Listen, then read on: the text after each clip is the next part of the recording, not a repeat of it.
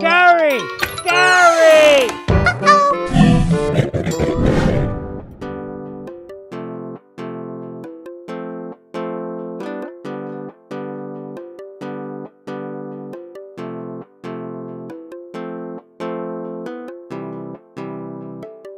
In the morning sun, where the flowers bloom, colors burst like a painter's dream come true. Roses red and violets blue, every petal whispers something new. From tiny seeds to trees so grand, every leaf and bird, it's all at hand. Hello, hello, plant, welcome to the show, where every flower tells a story. Watch them grow. Hello, hello, plant, in every shade and hue, for every heart and every hand, we've got something for you. Indoor greens and outdoor scenes, design your space, let your garden dreams glide. Personal touch with our garden design, free sessions to blend within your budget line. From tiny seeds to trees so grand, every leaf and bird, it's all at hand.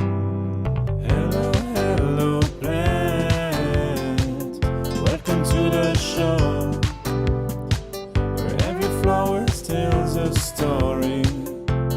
Watch them grow. Hello, hello, plant, in every shade and hue, for every heart and every hand, we've got something for you. Now everybody, let's say hello, hello, hello, hello, hello, hello, hello, hello. Hello, hello, plant, welcome to the show, where every flower tells a story. Watch them grow.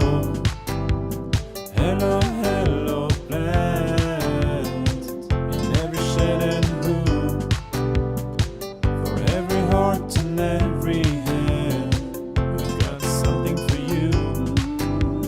Indoor greens and outdoor scenes, design your space, let your garden dreams glide. Personal touch with our garden design, free sessions to blend within your budget line. From tiny seeds to trees so grand, every leaf and bird, it's all at hand. Hello, hello, plant, welcome to the show, where every flower tells a story. Watch them grow. Hello, hello, plant, in every shade and hue, for every heart and every hand, we've got something for you. Now everybody, let's say hello, hello, hello, hello, hello, hello, hello, hello, hello, hello, plant, welcome to the show, where every flower tells a story. Watch them grow. Hello, hello, plant, in every shade and hue, for every heart and every hand, we've got something for you. Now everybody, let's say hello, hello, hello, hello, hello, hello, hello, hello, hello, hello, plant, welcome to the show, where every flower tells a story. Watch them grow.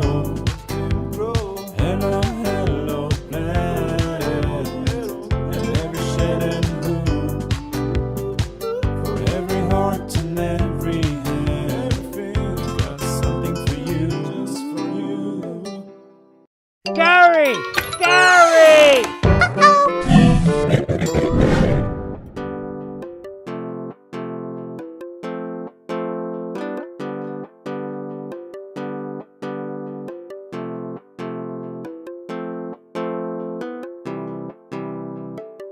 In the morning sun, where the flowers bloom, colors burst like a painter's dream come true. Roses red and violets blue, every petal whispers something new. From tiny seeds to trees so grand, every leaf and bird, it's all at hand. Hello, hello, plant, welcome to the show, where every flower tells a story. Watch them grow. Hello, hello, plant, in every shade and hue, for every heart and every hand, we've got something for you. Indoor greens and outdoor scenes, design your space, let your garden dreams glide. Personal touch with our garden design, free sessions to blend within your budget line. Alright. From tiny seeds to trees so grand, every leaf and bird, it's all at hand. Hello, hello, plant, welcome to the show, where every flower tells a story. Watch them grow. Hello, hello, plant, in every shade and hue, for every heart and every hand, we've got something for you. Now everybody, let's say hello, hello, hello, hello, hello, hello, hello, hello. Hello, hello, plant, welcome to the show, where every flower tells a story. Watch them grow. Hello, hello, plant, in every shade and hue, for every heart and every hand, we've got something for you. Indoor.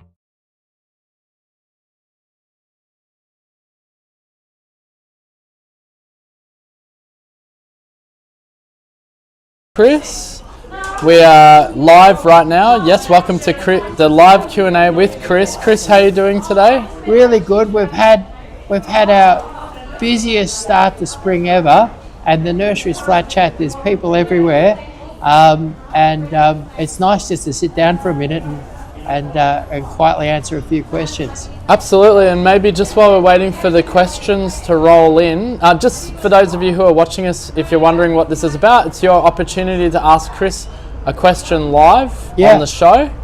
So obviously gardening related is what Chris would prefer. Yeah. So anything to do with your garden, you can do it right now live on the show, and you've got 60 years of horticultural knowledge in front of you. 60 and a bit, actually. 60 and a bit years. So use this wisely, use this time to get in your smart questions about the garden. Before we let the questions sort of roll in, maybe Chris, tell us what's happening this week in terms of, you know, specials, or we're open obviously every day over the school holidays. So what's happening this week is we're specialing off the last of the bare root. You've got like 3-foot standard roses for $20. You've got lots of ornamental trees for $20. So lots of specials of bare root, and know that it's your last chance to get your bare root. And a lot of people, like, the bare roots are all starting to shoot, they've got a few shoots on them. I actually like that time for planting them. You've got to be careful, you can't let them dry out in the wind and the sun. But if you plant carefully and properly right now, we've got a beautiful mild week for doing it, a great week. This is the last week of the bare rooted season, and if you don't get them this week, you won't get any bare roots until May or June next year. So it's your last chance to get bare rooted.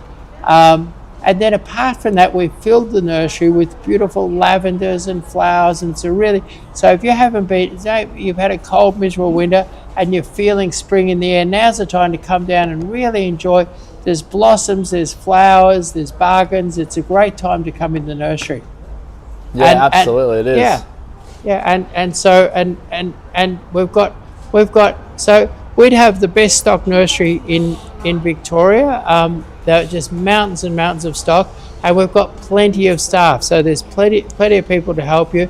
There's our free garden designs. People are going crazy getting free garden designs. So we've got the free garden designs going, and we've got our free delivery. So it's a really good time to get down here and come down to Melbourne's fullest nursery stock-wise, and with the most variety of plants of any nursery. All right, awesome. Well, let's get stuck into the questions again. So this is your opportunity to ask Chris a question live on the show. Get that advice you've been wanting in the garden. First question here comes to us from Irene asking, "Hi guys, one of my silver birch hasn't got any leaves, but all the others do. What could be going wrong?" So it could be just a bit slow. Not all birches have got it could be just a bit slow, or it could be in trouble. What birches are very shallow rooted, and so what happens whenever there's a drought in Melbourne, and we had a short but savage drought really from Christmas through to about June, and whenever there's a drought, people lose silver birches because silver birches are shallow rooted. So it could be that your birch dried out too much in that really dry. We had almost no rain from December through to June. And if your birch dried out in that time, it could have experienced some severe stress and gone. And what it is probably all three of the birches that you've got were pushed to the edge, but that one just went over the edge. But you've still got, it could be, if you don't see any leaves in a week or two, I'd be replacing it. So basically replace it if there's no leaves in a week or two. And the great thing about birch is if you get a fresh new birch, what you want is a nice young sexually immature birch without the white trunk, and if you pump the water and fertilizer into it, you'll be amazed how quickly it'll grow. So they're and luckily birches are fairly inexpensive. But people with birches, remember, if you have a hot dry summer, you've got to water because they're shallow rooted. They're not like an oak tree with a deep root that can hang in through the big drought. Yeah, and the awesome thing is when they first foliage, they're like an electric green, aren't they? When that foliage comes, as a beautiful colour. Birches are one of my favourite trees. I love the white trunks. I love the fine lacy foliage. All right, Irene, hopefully that helps you out there. So again, just letting you guys know that if you do have give it a week, and if it doesn't fire up, start thinking replacement. Okay, cool. Irene actually just added to her comment here saying it did lose its leaves earlier than the others in autumn. Yeah, so I'd say the long dry summer got it. Yeah, okay. All right, Irene. Well, look, hopefully you can revive it, but if not, then that's probably the case. Thank you so much, Irene, for your comment and question. All right, let's move on. Here we've got a comment from Billy over on TikTok asking, "My passion fruit plant, after a year, has finally decided to grow." Oh, great. Passion fruits love rich conditions. Osmocote's a great food for them, so plenty of Osmocote and plenty of water in the heat of summer, and it'll take off and go. Beautiful. And then Luke Morn left a comment or a question. We missed the top half of it, so if you could just ask it again, because it doesn't quite make sense. We've only got half of the comment. Just also, just for those of you who are commenting or asking questions, try not to use the word that starts with Z, because I think we get it kind of gets blocked on the comments. You can use, what's another word you could use instead of the word D? Like if a plant... Right, yes. What's another word? Yeah, they don't like talking about deceased. Yes, that's right. So maybe we just use the word deceased, otherwise your comments get blocked and I can't read the full question. All right, cool. So we'll move on, but we'll come back to Luke Morn. If you're watching us, we can get back to you. Amir Ha says, "I trimmed my camellia and the foliage has been small and weak ever since, even with sea salt and watering." Okay, so I think cultivate round the base, loosen up the soil, aerate the soil a little bit. Good big heavy dose of Osmocote. Osmocote's got more go in it than your sea salt, so good heavy dose of Osmocote. And then if you go into Bunnings, you can buy fine crushed pine bark. I don't have it here, unfortunately, but fine crushed pine bark, if you put an inch or two of that all around it, the acidity in that, together with some Osmocote, could just kick it into gear, and maybe a bit more water this summer. Awesome advice. All right, Amiha. So that hopefully that helps you out with that. Next we have a question from Pete Lamb asking, why is my loquat tree doing absolutely nothing? No leaves and no fruit. No leaves is very bad on a loquat. Yeah, right. What do you reckon it could be? I'd go out and say a little prayer. Okay. And, Sorry, Pete. But I tell you what, the most common problem that people have with their fruit trees, lots of people have fruit trees that won't grow. And the reason why is people poke fruit trees into the lawn. And they think it'd be lovely to have a loquat out here in the middle of the lawn. And with grass up around the base, fruit trees will not grow. I just designed a garden for somebody, and what I did was in the back corner of their backyard, I put a vegetable patch, a nice cultivated vegetable patch, and I put the fruit trees into the vegetable patch. And they will love, I told them to mound up, make nice mounds of beautiful soil, and they'll love the fertilizer, the compost, and the loose airy soil that's there for the fruit trees. And because they've got that, their fruit trees will boom. And the main reason so I would bet that your loquat has got grass or weeds around the base. Yeah. And so, is it similar to lemon trees too? Oh yes, lemon trees. I remember when I was a kid, we had a lemon tree that was all yellow, didn't produce any lemons, scungy looking thing. And my mum read about getting rid of the grass and putting compost and fertilizer around it, and we did that. We dug a big circle around our lemon, cultivated it all, mixed into compost, bit of cow manure. We didn't and they go crazy. And it turned dark green and turned giant and just produced fruit. It was become fantastic. Best great. lemon tree I've ever seen, just about. So basically, if you've got fruit trees that are looking yellow and miserable and not moving, I'd be cultivating around them, putting some compost, putting some Osmocote, nice big circles. Like I think when we fixed up our lemon tree years ago, we put about a 1.8 metre circle around it, which is much bigger than the lemon tree. But my mum read up on how they didn't like sitting in the lawn, and that's just truth. Beautiful. All right, there you go, Pete. Hopefully that helps you out there with your loquat and what to do.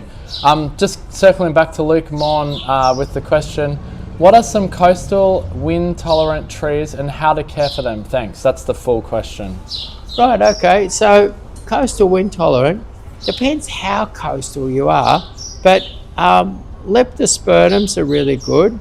Leptospermums are good. Olives are very good in a coastal situation. And then there's a grey sort of New Zealand Christmas tree that's very, very good. And you'd care for those trees as you would any tree. You dig a nice big hole, mix in a bit of potting mix, fertiliser and water and things like that. But olive, the New Zealand Christmas bush. Did you say pine trees? Or Well, actually, pine trees. You often see pine trees on the beach. And what's interesting is there's some nice ornamental pines, like a Mexican pine. We've got beautiful Mexican pines here. They're real nice. Japanese black pine. So there's some really nice ornamental pines. We've even got like a real Mediterranean coastal thing. Is your stone pine, and we've got little stone, and they're the ones that produce the pine nuts, and they would be beautiful. I mean, if you had a vista of the sea and you popped a few pine nut trees and you looked through underneath your pine nut trees at the beach, it would be gorgeous. Yeah, there you go, Lekmon or Lukemon. Hopefully that helps you out with what to choose. But you can always just head over to our website, hellohelloplants.com.au. Or if you want further advice with Chris, you can book in a free garden design through our website as well and get a one-on-one consultation with Chris so you have a bit more time with him. But keep the questions coming through, and thank you to everyone who's left us a comment here today. I'm endeavouring to get to everyone's questions as they roll in.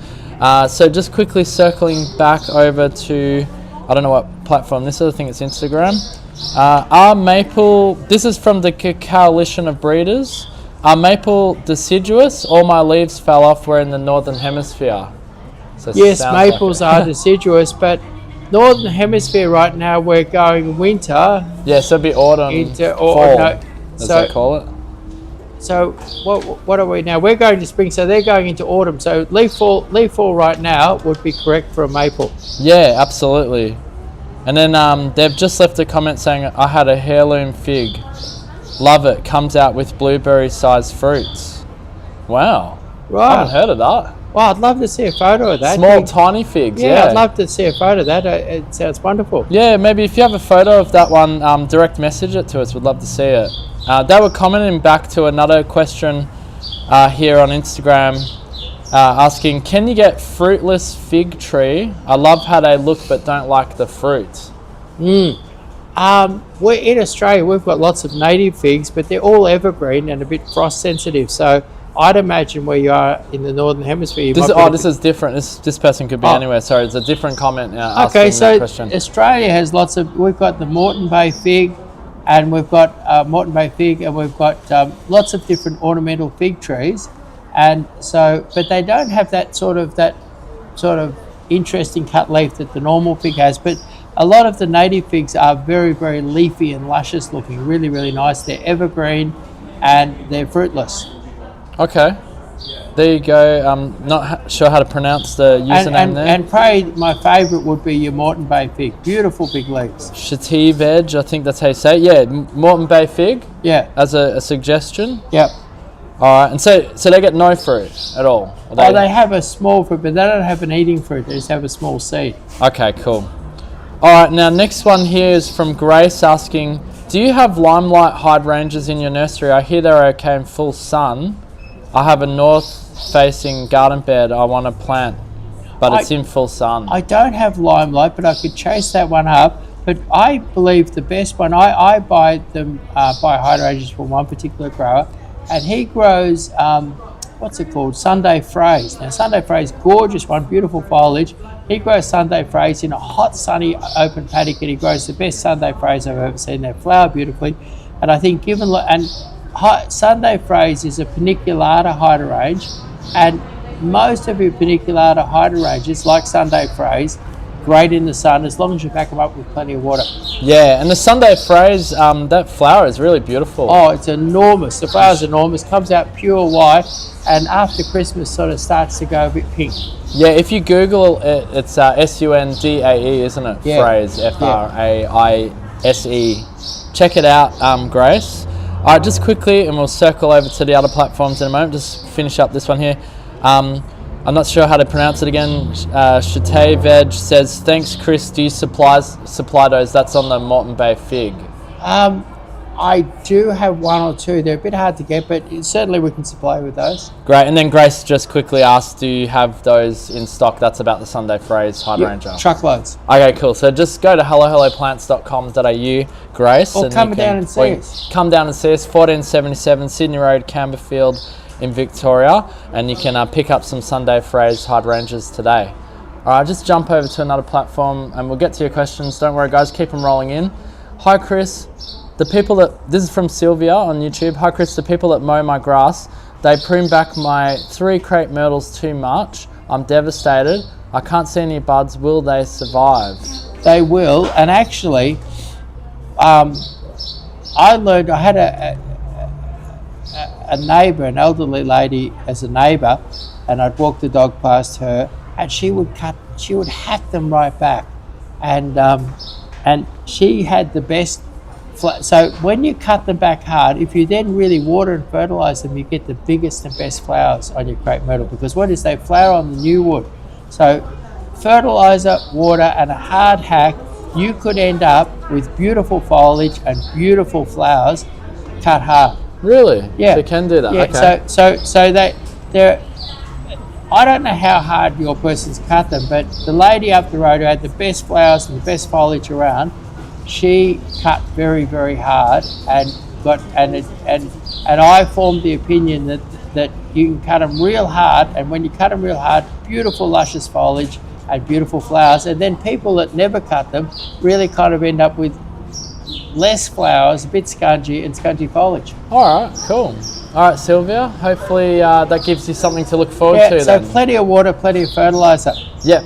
Get them back to full health and see them all bush and up. One thing you might do is that when you cut them back really hard, they'll shoot new leaves all over them. I've noticed I've cut some back really hard myself, and the new leaves come all over them. And what I'm going to do is in the next week or so, strip all those little shoots that are sort of down the bottom where I want to look at a bare trunk, strip all the new little shoots off, and just have them shooting up on the ends of the branches. Awesome. All right, there you go, Sylvia. Hopefully that helps you out there. Mitchell over on Facebook asks, what is a good product to remove weeds in the grass without killing the grass? I don't really like it, but there's a product, there's Weed and Feed, and Weed and Feed is it's effective, but it's the same stuff it's essentially almost the same stuff as they used in Vietnam, the Agent Orange. Wow, and not good. So eh? it's a bit nasty, really, and you can do damage to other parts of the garden. But another way of getting, I think what I tend to do with my lawn is if you get your lawn and you fertilise it and you water it and you get it really growing, and then lift your mower up. Most people cut too short, and if you lift your mower up, the grass will tend to swamp out the weeds. But when you cut really short, the grass is kind of bruised and damaged and battered, and the flat sort of weeds can spread out easily. So I think one way of getting rid of weeds without using Agent Orange, which is basically what your Weed and Feed is, without using the Agent Orange, one way is to fertilise, particularly lime in Melbourne is good for most lawns. Fertilise really well, promote lots of growth, lift your mower up and cut high. I think what people do wrong generally with the lawn is they think, well, gee, if I put it on the bottom setting, I won't have to cut this for another month. And what happens is that that happens, but they cut it flat and the weeds take over. So fertilise, water, and lift your mower. Cut more often and cut longer. And Okay. I think a long cut lawn looks really smart. Yeah, okay, cool. That sounds really good, actually.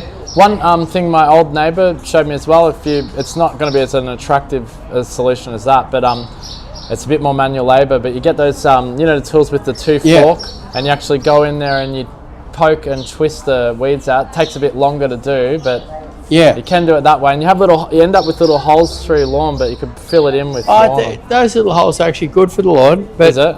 Okay. my mum used to do that to a our bit more lawn. work, But though. it's a lot of work. Yeah, it's a lot of work. All right, there we go, Mitchell. Hopefully that gives you some advice on what to do there. Sylvia says, thank you so much. Just circling back to what she was asking there before, which was about the crepe myrtles. And then Mitchell also says, thank you. All right, so let's go over. We're getting to everyone's questions here, don't worry. Brooke asks on TikTok, I brought some kiwi berries from you guys, and after a day, they got white stuff on the leaves. What would that be? It could just be autumn. Like, hopefully it's just I think that they sort of go a bit, rather than sort of going a nice autumn colour and dropping off, I think they go a bit sort of mouldy looking and drop off. Really? So hopefully there'll be some new leaves soon, some new clean, and the spring leaves should come clean. If the white spots persist, you could use a bit of rose fungicide on them. Yeah. Yeah, you could try a rose fungicide, Brooke. She said they've gone black. Some of them have gone black now, or now they're black. So Yeah, it doesn't hopefully sound great. new leaves should be fine. All right, beautiful. Try that, Brooke. Next from No Name here, would you plant a mulberry tree in a pot in the ground? I guess it's saying in a pot or in the ground? Because I'm scared of the roots. Tree in a pot. Oh no, sorry. The question is, would you plant a mulberry tree in a pot in the ground? I guess to hold it. No, I would dig a hole and plant it in. Now, what you can do is you can prune your mulberry tree, and there are. I don't know if they're available right now, but later on in the season we'll have miniature mulberries, and miniature mulberries have miniature root systems. Believe it or not. All right. And so, but if you were to keep your mulberry, basically big trees have big roots. So if you're scared of the roots of your mulberry in the garden, what would be leave it in the pot. It's really just going to make a mess, and the roots will go everywhere at any rate. You won't stop it. The roots will just break the pot. But small trees have small roots and big trees have big roots. That's the basic rule. So if you were to contain the size of your mulberry, you'd be the bush that you're looking at, you would then be containing the root size, and if you contain the root size, you'd be right. All right. So basically, don't let the top get too big, and because it doesn't matter whether you put a pot or what you do, if the top gets big, the roots will be big. Yeah, the roots get larger to support the growth on the top, that's right? Yeah. All right, and they're pretty easy to prune, Mulberry, aren't they? Yes, They they are. actually love being pruned. Yeah, so they love being pruned, and you can prune it and keep it down to a good size. All right, there you go. No name. We don't have a name for you there. The Coalition of Breeders just asked, can we get that cool rolling grass? Its name was lava up in the States. Lime lava. Lime lava. It's called, I don't know, have a check out. Let me know. I'd love to know if it's available over there. It's called Scleranthus biflorus, and it grows natively above the snow line in Victoria and Tasmania, probably a little bit in southern New South Wales. So it's a plant that it'll take the snow, and it loves hot sun. It doesn't like the shade much. It loves hot sun. It loves loose, well-drained soil, plenty of fertilizer, a bit of fertilizer, plenty of water, and it would be interesting to see if it's available in America. So, and the way to find it would be, rather than call it lime lava, call it Scleranthus biflorus, and it's a wonderful plant. Will do really well in the US. Awesome. Yeah, the temperatures can handle are quite high and low, isn't it? Yeah. I might have missed a question here from AS. Best way to maintain buffalo grass? And then they also commented, can you start a podcast? I'll think about the podcast. And your buffalo grass, what you want to do with buffalo grass is buffalo grass loves water and fertilizer. So I've got a buffalo grass lawn, and basically in summer when it's hot and sunny, if you put a bit of fertilizer on it, pump the water in, it goes berserk. And then again, don't cut it too short. With my buffalo grass, I like to cut it once a week and cut it fairly high. And when you cut it short, it kind of gets all bruised and holes and stuff in it. So to keep it constant and nice, fertilizer and water, bit of lime for most areas in Melbourne, and cut high and cut often. All right, beautiful. There you go, AS. I think we actually jumped the queue there. The questions are coming in thick and fast, but don't worry, we're coming around to get to yours. This is a live Q&A, question and answers with Chris, where you can ask him any gardening questions you like, and we'll endeavour to get them all answered. Have over 60 plus years of horticultural expert at your fingertips, live right now. All right, so Michael asks, best climbing plant, preferably flowering, for an area with little sun. Flowering plant, I'll give you a couple. Japanese anemone. Yeah, they're good. Mona lavender, and the winter rose, properly known as the Helioborus. So Helioborus. Wait, climbing? No. Winter rose. It's. No, he's saying best climbing plant. Oh, best yeah, climbing that's the plant. criteria. It's got to be climbing. Climbing for the shade. Yeah, in little sun. Okay, Chinese star jasmine. Yeah, perfect. Yeah. There you so go, Chinese Michael. star jasmine doesn't need any sun at all. 10 weeks of beautiful white fragrant flowers in summer. 10 weeks of beautiful fragrance. Yeah, it's really nice, Michael. Check it out. Head over to helloplants.com.au right now if you want to have a look at any of these products. Paradise asks, does Chris live in South Yarra? No. Might have mistaken you for, who's that other, the English guy? What's his name? Oh, yes. What's his name? Driving around in his Bentley down in South Yarra. Yeah. What's his name? The guy with the car. I've forgotten. He does the farm. What's it? Yeah. Oh, Clarkson. Jeremy Clarkson. Yeah, that's it. yeah. Some people reckon that Jeremy Clarkson looks like me. Yeah. Yeah. Like people come up, Jeremy reckons that people come up to him and say, "You're not Chris Lucas, are you?" But anyway, there we are. So, no, I live in beautiful Glenroy. There you go. Beautiful Glenroy. It's the Toorak of the western suburbs, isn't it? No, I'm joking. It's more or less the, it's kind of the Croydon of the north, I think. Okay. Or the Ringwood of the south or something like that, yeah. Not quite the Toorak of the west. Okay. Pete just asked, he asked a question earlier, but he says, what brand of fertilizer would you recommend, Chris? Look, the main thing I use is Osmocote. And we even, but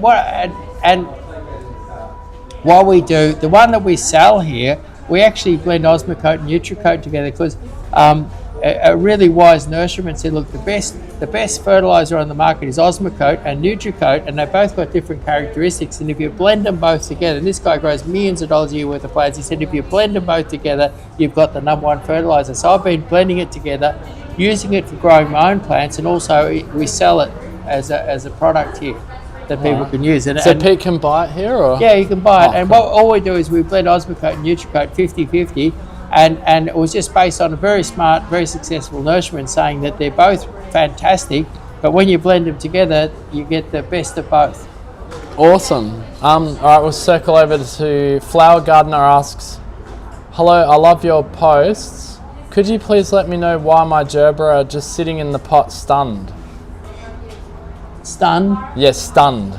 Yes, they're not growing. Look, the people that grow gerberas grow them in hot houses, plastic houses, and there's been a slowdown and they grow them in heated houses. So basically, if you could find a sunny window in a warm room, I reckon you could get your gerbera going. So basically, gerberas live in the cold but thrive in the warmth. Warm, okay. And I reckon like probably the best place to grow gerberas in Australia would be like Brisbane or something like that if you're going to grow them outdoors. Oh, okay. Yeah, so Nice they're climate. basically they live in the cold and they thrive in the warmth. Wonderful. All right, Ami has come back with a question. Oh, hang on. Our screen's just gone off. We'll come back to that. Abs Fall asks, does weeping cherry maintain flowers for longer periods? No. Okay, there we go. Now, I occasionally get people that want a weeping tree that flowers heaps. And do you know what I sell them? I sell them a weeping rose. And for long flowering, so a weeping cherry typically, if you get 3 weeks out of your weeping cherry, you're doing well. And it's 3 weeks of absolute magnificence. So it's really, really wonderful 3 weeks, but it's only 3 weeks. And a lot of your blossom trees are only 10 days, 2 weeks, 3 weeks. Some of the really early blossoms blossom for longer.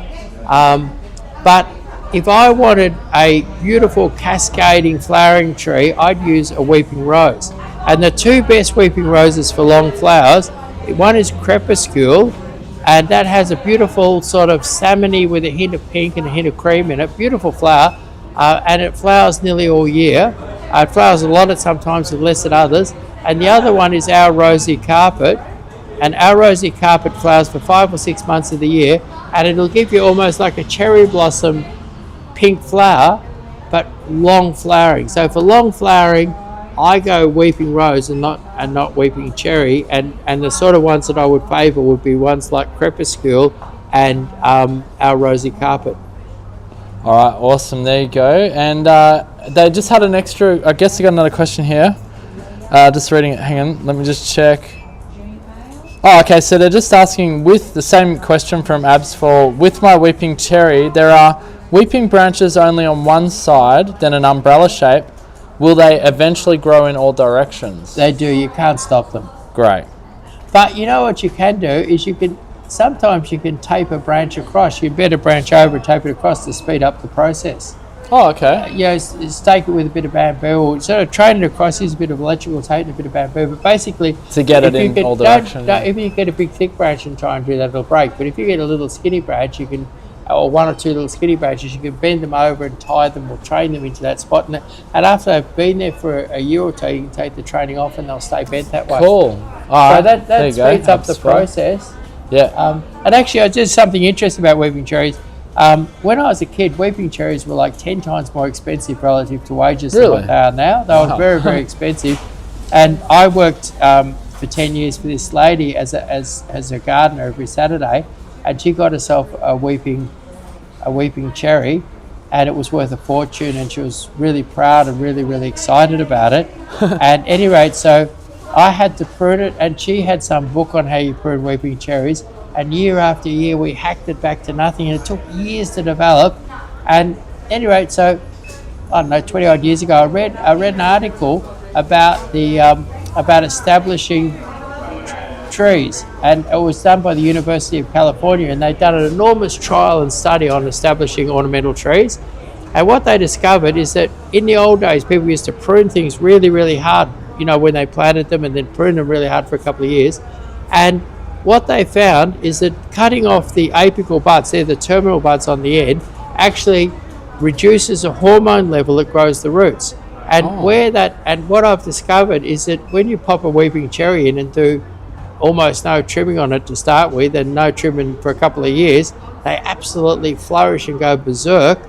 And when you start hacking them, they you know, so the old idea of hard pruning was disproven by the University of California at time of planting it. So don't go pruning it hard. Maybe just bend a few branches over and train them in the other direction. But even if you don't bend them over, even if you don't train them, they'll still, you can't stop it. Okay, abs for you all is the username. There you go. Hopefully that helps you out to get your weeping cherry looking the best it possibly can. And actually another little hint, say you bring home a weeping tree, or say you brought home any tree at all, a little trick that I've learned is that branches and leaves tend to head towards the sun.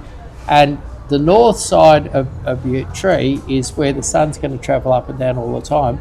And if you take the weaker, balder side of the tree and face it to the north, after a couple of years, that'll become the strongest side of the tree. So I mean, it's a bit late once you've planted it, but if you haven't planted it and you've got a tree that's a bit hollow, a bit empty on one side, a weeping tree that's a bit one-sided, put the bald side or the weaker side to the hot sun, and as long as it's watered and fertilised and looked after, you will find that the growth will start to favour the sunny side. Nice.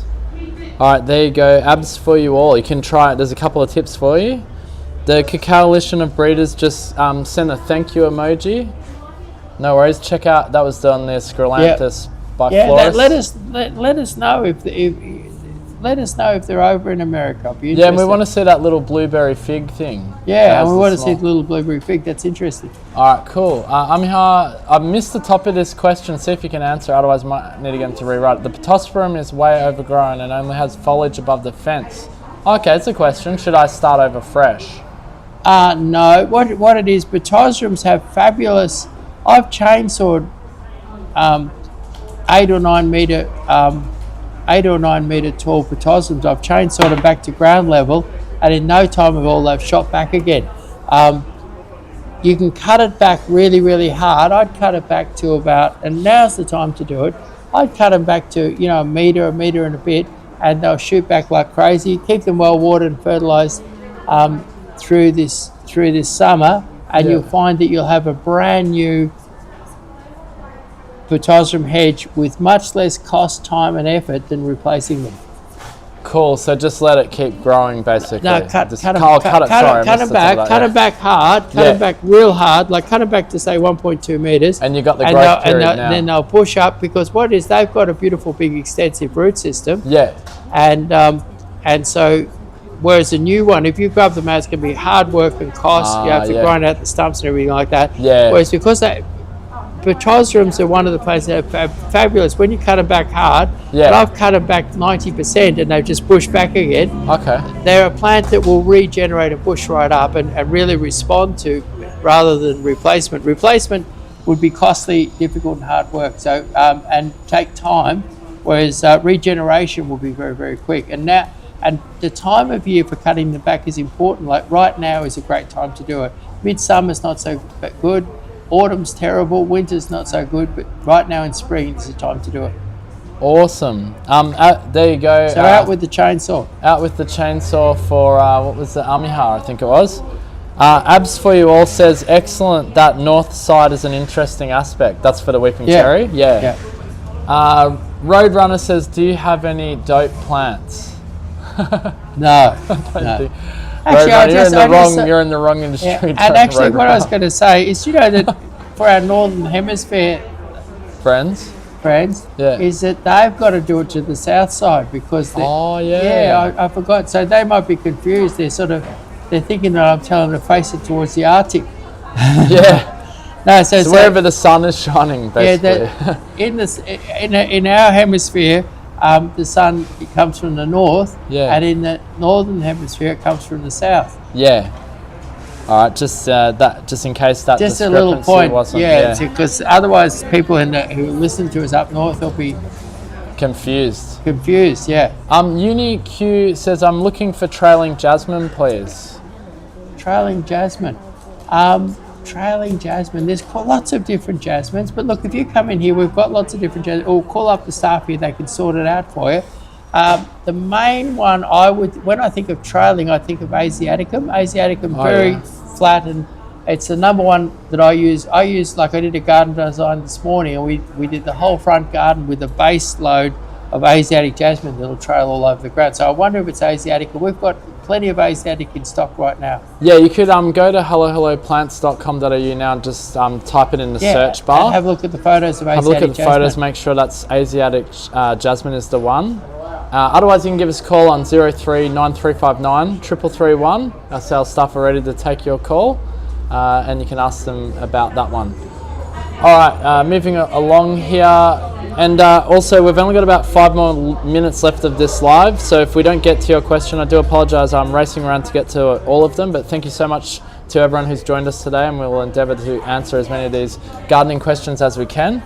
Oscar asks, I'm planning on growing a hedge against the fence in a small space. It is shady. Any recommendations? Would that depend on the height he needs, or...? What's that? He said, I'm planning on growing a hedge against the fence in a small space. Okay. It is shady. Okay. So for a tall hedge in the shade, like say a hedge that was say 1.5 to 3.5, 4 meters, I would use a sweet viburnum. And sweet viburnum could be trimmed up very neatly. It's a very narrow spot.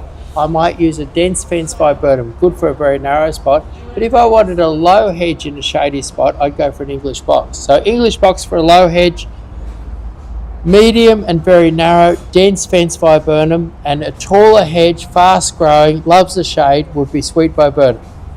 Sweet viburnum. And we have all of those in stock. Yeah, great. Yep, there you go. That was for Oscar. All right, I'm just going to jump over to YouTube here with a question. Hi, Chris. I have a west-facing garden bed under a big camphor laurel that gets absolutely hammered with sun. I want some colour, have an azalea and some roses survive. What else could I plant? So camphor laurels are good at sucking up all the moisture and nutrients and sucking up everything. They're sort of like a desert making tree. So you'd have to think, and hot sun. I think, like we've got a red knight, a couple of things you could do. We've got a red knight escallonia. Escallonias will thrive almost anywhere. Okay. And they flower all through the summer. A lovely patch of bright silver would be a Powers Castle, really toughest tree bush around.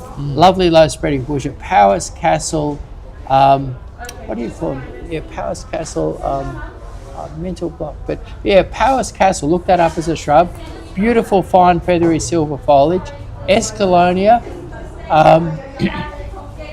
I'm thinking super tough so that we guarantee you success. Sorry, just from my understanding from the question, so the camphor, it sounds like the camphor laurel is taking the sun. No, he's got loads of sun coming He underneath. said he's got azalea and roses surviving. Yeah, so I'd say the sun's pouring in from pouring in from underneath.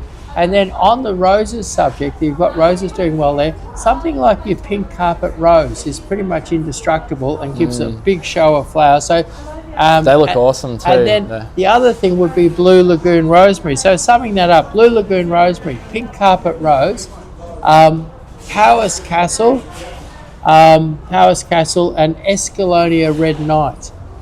All super duper tough, good sized, low bushes, love the hot sun, take the difficult conditions created by the camphor laurel. All right, awesome. There is actually a few suggestions for you, Max. Now, if you miss any of the answers to your questions here on today's live, you can head over to our YouTube channel, Hello Plants. Just search Hello Plants on YouTube, will come up. Go to the live section. You can rewatch this live to get the answers to those questions that you've had, because there's a few suggestions there. We've only got a couple more minutes, so we're going to answer a couple more questions here, so I do apologise if we haven't gotten to your question today. Do join us every Monday, 12 p.m, where we do these lives for about 45 minutes. That's all we can get of Chris's time, as he's very busy. sharing his expert knowledge. But do also keep in mind, if you want a bit more one-on-one time with Chris, you can book the free garden design service through hellohelloplants.com.au, where you'll get a one-on-one consultation with Chris. So just book our free garden design service if you need more time and you have more questions for your garden, you want to get them answered one-on-one, have that time with Chris. You can do that at hellohelloplants.com.au. All right, another question here on YouTube. Mothmax says, thanks so much, Chris. No worries. Trent says, I'm looking for a feature tree for my front yard with hot afternoon sun, Bendigo. I like silver birch, but want something with non-invasive roots.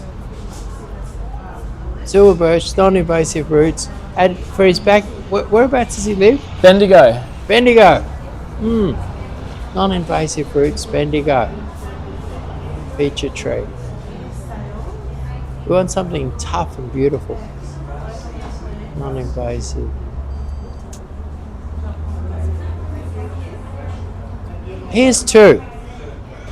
Acer globosum. Acer globosum, most innocent tree around. Beautiful ball on a stick. It's like the tree that kids draw for a drawing, but beautiful maple leaves, all tightly packed. Fabulous orange autumn colour, naked in the winter. And it comes on you buy them on a 1.8 metre stem, and then you got the ball on top, and that ball can spread out, get a couple of metres wider. You can trim it and keep it smaller. But that would be a wonderful tree. You dig a nice big hole, mix a bit of good potting mix in up there. Or the other thing I thought of would be a crabapple. Okay. And what I was thinking would be, and there's lots of nice crabapples, but you'll find crabapples, non-invasive roots, tough as old boots, fabulous show. Now we've got one here, and I just can't quite think of the name, but I think it's a crimson or something like that. But basically, it has crimson foliage at this time of year, has beautiful mauvey pink flowers, and then later on, it's going to have beautiful purple red fruit. So crab apples are great and there's lots of different crab apples. You look at them all. There's quite a few on our website. But the thing with a crab apple, you've got blossom, you've got foliage, you've got beautiful coloured foliage, you've got autumn colour, and you've got ornamental fruit. And that ornamental fruit, if you pick it and make it into jelly, it makes the most beautiful fragrant jelly, a beautiful clear fragrant jelly. So there's nothing like, if you like a bit of jam, there's nothing like a crab apple jelly.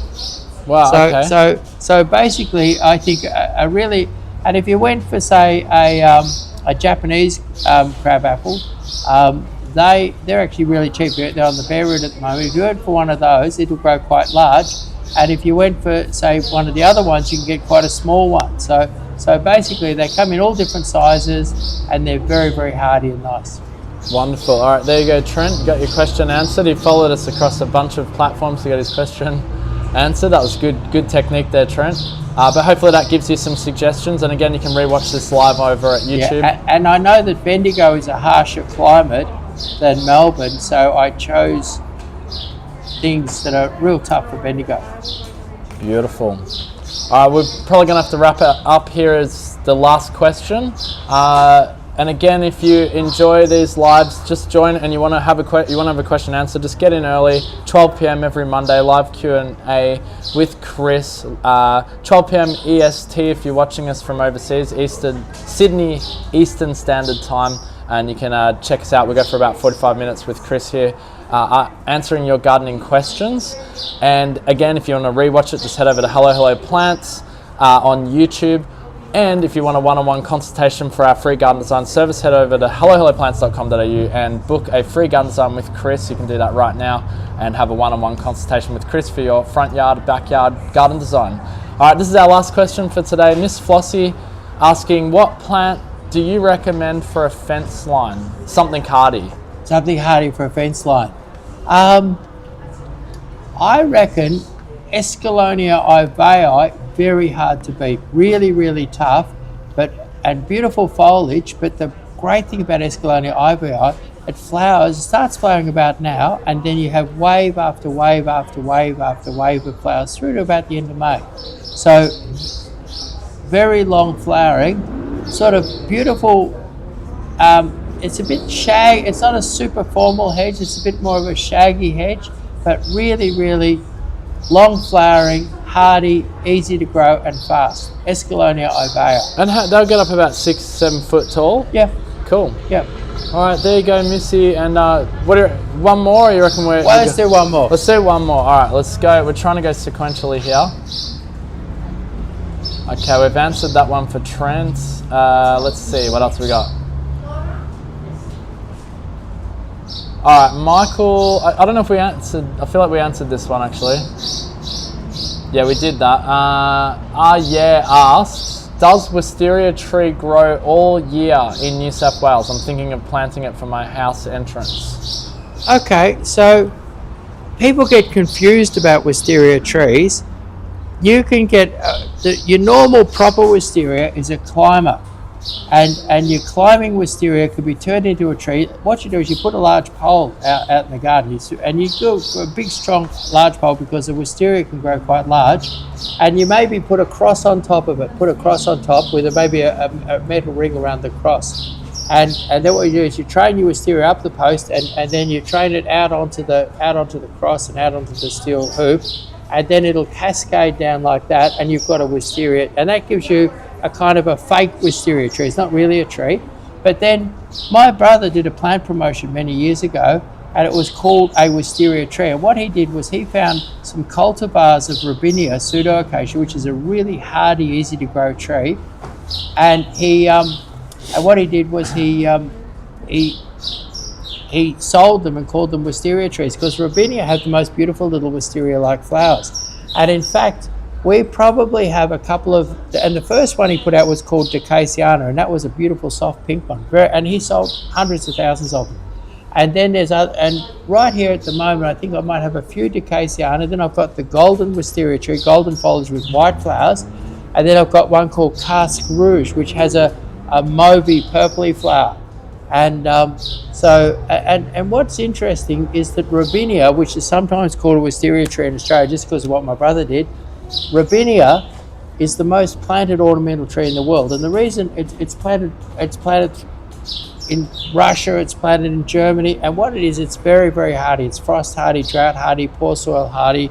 I think 18% of the landmass of Hungary is covered in Robinia, where it's used for forestry and for honey production. So Robinia, one of the most planted trees in the world, one of the hardiest and best trees in the world, with a beautiful wisteria-like flower. And because of my brother calling them wisteria trees, there's a kind of a confusion. So you can grow your climbing wisteria into a beautiful cascading tree by putting it on a pole and call it a wisteria tree, but it's still a climber. Or you can actually and you can get them here at the nursery. And one thing that's interesting, that Robinias are fascinating. Often to amuse people when they're flowering here in the springtime, I'll pick off the flower and I'll eat it. And it tastes a bit like lettuce laminated in lemon juice and a bit of honey. Wow. And in France, it's actually used, the Robinia They do flower a dessert, yeah. is done as a fritter. They fry it up with a bit of batter, batter on it, and have it as a dessert. Yeah, they have it with like ice cream and stuff. Yeah. Really So interesting. Robinia, edible flowers, one of the best honey producing plants on earth, one of the hardiest ornamental plants with beautiful wisteria-like flowers. And we've got a miniature one here at the moment called Lace Lady, and it kind of has like curly foliage and little tiny white flowers, and it's a kind of a miniature Robinia. So all different types of Robinia available, and they can be called wisteria trees. Awesome. All right, guys. Well, look, we'll have to wrap it up there. But thank you so much for everyone who joined us today and for all of your questions and comments. We do really appreciate it. And again, if you want to ask them, you can wait until next week. We'll have a live Q&A. We've also got a live Growers Direct flash sale happening right now and a new one on Friday, which you can come along and join us. It's always a bit of fun. Yep. And yeah, thank you so much. No worries. Thank you. See you, everyone.